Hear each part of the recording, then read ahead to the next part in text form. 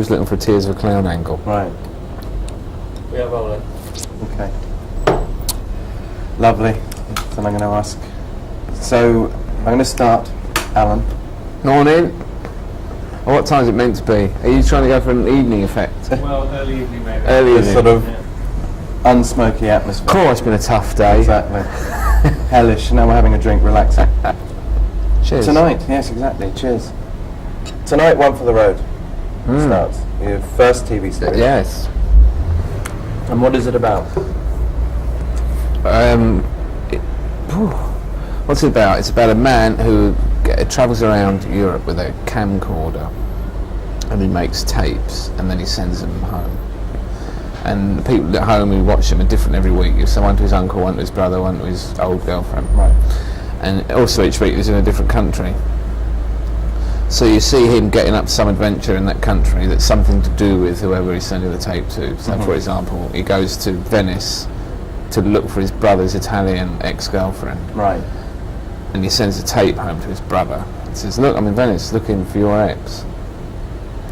And he gets up to a slightly absurd adventure. So that's it really. It's kind of a comedy video diary. So was it deliberate not to go into television with a stand-up show? That, you know, most people would think, oh, Alan Davies, his first show is going to be his act on stage. It's just it was the first offer Right. I had. So no, it's just that by chance that it came up. And handy that it was travelling as well. Handy, that's the best bit of it. Yeah. Now, you're saying, I mean, a lot of the stuff's to camera that you're doing. You're saying about these little diaries. Yeah. Was training as a stand-up? Yeah, they wanted a stand-up or a comic actor to do it. They thought someone who's used to talking to camera would be useful. Yeah. So that's part of the reason, or the main reason, why they rooted around for a comic. And it kind of suited me. Yeah. Well, I did drama like yourself, and was it of any use at all, your drama degree? My drama in degree? doing something like One for the Road? Because I know as sure as hell that a drama degree is just a euphemism for no work for 3 years. Well, I don't know if it's any use or not. Being at university and doing loads of plays and doing loads of drama, I got into comedy at university. I did my first stand-up gig there. Right. I did, a fair bit of comedy there. But so, I mean, a lot of actors go, oh, he didn't go to drama school. Oh, that doesn't mean anything. Yeah. That really doesn't mean anything. I mean, it's just, if you've got talent, you don't have to have gone anywhere. Yeah. And if you've got talent and you went to an excellent drama school and you had excellent teaching, that's going to help. But you might have gone to a khaki drama school with some crap teachers and a load of useless students, and in fact come out no better off than you were in the first place. Right. So I think having talent is more than half of it. And then if you're lucky, you'll meet a decent teacher or two on the way. And I met mine when I was at FE College doing media studies, and I got into drama through O and A level drama. Right. And I was really lucky then. That couple of years set me on my way. And then after that, I got into university, did plays, did stand up. Did you sort of start and go, oh, I think I'm going to be an actor, but then I you think when I was comedy? 16, I was doing O level drama. I thought, oh, this is it now. Yeah. I'm sorted. I'm not going to play for Arsenal. Right. That's their loss. With the hair, was the hair? So, No, I used to have hair like yours. Really? Well, red, not short, quite balding. Not quite as receding as yours is Thank now. you. It's going. You didn't used to be like that, did you? No, it's called getting on. It's getting on. In fact, at the When I was beginning, 14, I had a marvellous at the head of beginning of hair. this interview, you didn't used to be like that. It's rapidly falling out. No, I used to have short hair for 8, and then about a year and a half ago, I'd just started to let it grow, and I really got into it. Like, And then you became getting out of big. the bath and going like that. Felt great. And now I can just about tolerate the jibes, which I didn't used to be able to tolerate when I was a teenager. More resilient. I'm really getting into this early evening beer. Are you nervous about the reaction that you might get to this first series? You know, that people might expect, oh, Yeah, doing a stand-up. it's not. I didn't write it, and so some of it's well structured and well put together by someone who's used to writing. That stuff I couldn't do, but some of the jokes, I thought, I think maybe there was a better joke in there to be had. You're allowed to change it at all? I changed bits and pieces, but very little, just the odd line here and there. Yeah. So yeah, that was just a case of getting used to working with someone else's material. That was a bit odd for me after 6 years of at that time doing stand-up, doing all my own stuff. Yeah. suddenly doing somebody else's. Would you reckon you would do more of it, that you sort of go into a thespian lifestyle now? If I got the chance and I fancied the part and the programme, then I would. Yeah, definitely. But we'll wait and see. People might look at that and think, you should stick with stand-up. Well, a lot of people... I might get a don't give up the day job response, you know, or I might get, oh, yeah, maybe, yeah. I don't think Eddie Izzard's has done comparatively well. I mean, a lot of people are going, well, there's a bit too much of his stand-up in there, which is ridiculous when you... Well, I haven't seen him do any of his straight stuff, but he's had... I mean, he hasn't had rave reports, but he hasn't done badly, has he? He hasn't done him any harm. He's got some good roles and a hell of a lot of good experience. Yeah. So you can, but you have to be realistic, and it's took me 6 years, or now 7 years of stand-up, and I've been writing the scripts for 2 years, I've been doing radio for 1 year, and I've done one acting job that lasted 3 months. So all those little different areas I've got different amounts of experience in, and I'm not going to be as good at acting as I am at stand-up. It's just inevitable. If I've been doing acting for 7 years every night, I'll probably be alright at it right now. So it was good for me, One for All, because it was close enough to me and close enough to stand up for me not to look a complete arse. Yeah. It's very important for me not to look a complete arse. Yeah. Fair enough. Now you said that you've been doing stand up for 7 years, and I saw you in probably 1990 the first time, and I didn't come away thinking this bloke is extraordinary, but you made me laugh. Ah, well, now the last time I saw you, which was at the Lyric, I did come away thinking this is one of the funniest acts I've ever seen ever in my life. But actually no, your style has changed over 7 years. Yeah, oh yeah. It's got more chatty, and you get the impression that you're like that off stage, which obviously you are. I'm more relaxed on stage than before. I just love it. I absolutely love it up there. Did you sort of plan it out? You're thinking, no, I'm going to get more chatty now, and now I'm going to get less structured and more sort of meandering and improvise a bit more on stage. Yeah, you do. Yeah, I did. I suppose I did try and. It's a question of trying to develop stories rather than jokes and gags. I found that my gags are okay, but no better than anybody else's, and not as good as some. You know, if you're doing a gig with Jack D and Joe Brand, and their one-liners are better than yours, and they're better than most people's in the country, you know. And you're thinking, they're good, aren't they? And you're sort of doing all right. But then you do a couple of stories, and you think, hello, I've found something here. People are going with this, and I'm really enjoying that. And you're actually the only person I know to come on stage and for about 20 minutes not do anything. And actually, well, at least it seems as though there's no material. Yeah, no, I'm quite. It's just the way I do it. I mean, I can't really. There's no great plan. But I really enjoy being on. I like doing the longer show. I like doing the big stage. And you move about. I've always been quite physical and inclined to wander. And I've always, if I've been on a small stage, been working right up to the edge of it the whole time. Right. And I still work up to the edge of it, even now when I'm doing something like the Lyric Theatre. Yeah. But there's no feeling like walking out in front of 900 people all cheering. It just isn't any adrenaline rush. So does that account for then the loss of people like Jack D, Joe Brand from the comedy circuit? I mean, disregarding the sort of financial aspect, the idea of walking out in front of 900 people, is that more of a buzz than walking out on a Saturday night to a comedy store? And also you're just busy, especially with them, like them, they've got television careers.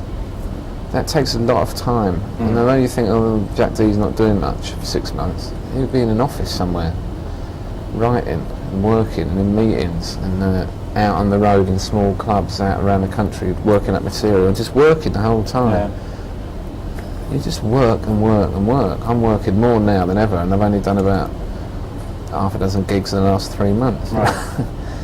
So the circuit is, you haven't got time, really. So it is. And also, you don't feel as though you. If I was on for 20 minutes, I've done a gig in a pub in this street, and I was quite funny, but I'm much funnier for an hour in the theatre. I feel. It just affords you time to relax into it. Things just get different. I'd like to do more gigs than I do. I don't have much chance to turn over material lately. It must be great just to be able to go to a town like, you know, wherever, Wigan, that you've never played before, and people have actually heard of you, and then they'll come out just to see you. They're starting to have heard of me, and I mean, someone like Jack or Frank Skinner or Joe Brown, these are well-known television names now, and they go to a town like Wigan, for example, and I don't know what the biggest theatre is in Wigan, but they'll fill it. Yeah. Whether it's 1,000 or 2,000 seater. And to go out every night on a tour to that many people and have a laugh, it's great. Yeah. That's the main motivation More of doing a television series in the first place. So you don't think you'll lose touch of your live roots then? No way, no. I love it. I just did 2 gigs in Edinburgh, and that's the 2 best days I've had for months. Yeah. The whole excitement of it. You don't get into that state of mind any other time of day. If you're sitting in an office trying to write jokes, you can cook up a few jokes. But when you're on stage, there's some combination of chemicals and adrenaline, and that means that everything's working more quickly. It is like a drug. It would have been more fun this year in Edinburgh than last year, presumably. I mean, just being able to do 2 gigs and not have any pressure, because last year you felt... Last year I had a lot of pressure, yeah, I did. But at the same time, I did have a great festival last year. I really did. And I've had a lot of people ask me if I was disappointed because the media world revolves around the Perrier Award. But for a comedian at the Edinburgh Festival, doing a sold-out show with all your mates up there, the Perrier Award is but a distraction. And what I remember is being in the Gilded Balloon dressing room at 4 in the morning in this misty, smoky atmosphere with no one being able to string a prop sentence together, and at least half the room holding their sides laughing. Yeah. And that would happen virtually every night. And you've sold your gig out, and you're in a nice flat with good mates. I mean, it was just brilliant. Yeah. Do you not feel that it's actually changed that particular award, that one award which means so much to the media rather than the comedians taking part, has actually spoilt the feeling that the Fringe used to have maybe even 10 years ago? It's just, there's too much put on it. Yeah, probably. I didn't go 10 years ago. Probably. People are obsessed by getting... But comics like recognition. And some comics will read every review of every show every day. I didn't read the papers last year. I didn't read them. And the only reviews I read were the ones they stuck on the wall at the Gilded Balloon. And I read everybody's reviews because I knew they'd only stick nice things up on the wall. So you'd sit in the Gilded Balloon and think, oh look, Kevin Day's doing well, oh Phil Kay's doing well, oh look, Donna's doing well. Yeah, we're all great. Right. I mean, other people will come up to you, comics in a state of distress, saying the critics have really kicked me in the teeth this year. And you're going, oh shut up, get along. You're not done a line, are you? Yeah, but I mean, most people it affects. I mean, you were in the fortunate position where it didn't, but I mean, a lot of people, if you're not a big comic and the Scotsmen say this really is a pile of cack, people aren't going to go and see it, like it or not. So it's really going to affect the younger comic. I know, I've had shows up there, I went up there 2 years before and no one came to see the show. Hey, it's depressing. But you know that when you go. And if you can convince yourself that you're going to pack out, but really you've got a duff show, there are people you could ask who know. There are people in the comedy world who you could turn to and say, do you reckon I'll sell out? And they go, no. Do you reckon my show will be good enough to really get some good notices and maybe up for awards? No. And then they go up there, no one turns up, they lose $3,000, the papers say they're a bit boring, and they walk around pissed and suicidal. It's their own bloody fault. I know it's hard. The Edinburgh Festival is a fantastic rip-off, and I've complained about that at length about 3 years ago. Then the artists pay for all of it. It comes out of artists' pockets at the end. Even some artists who are promoted, the promoters charge the act for the venue hire, which is just stunning. But and what a venue hire as well. Yeah, the venue hire, everything, the posters, the renting places, accommodation, all of it. It's the most expensive festival in the world, bar none.